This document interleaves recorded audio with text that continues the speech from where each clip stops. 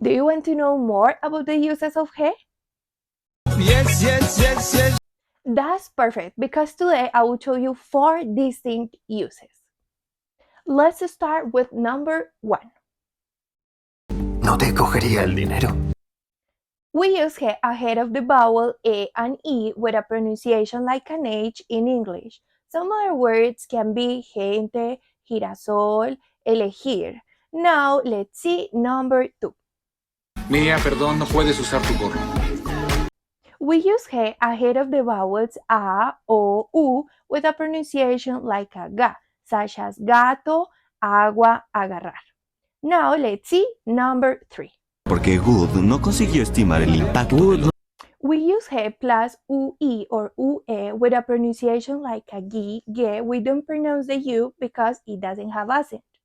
Some other examples are guerra, guiso, águila. Now let's see number 4. El pingüino es un animal vertebrado. We use he plus u with accent. In this case, you need to pronounce the u like we. Look at the following examples: lingüística, desagüe, cigüeña.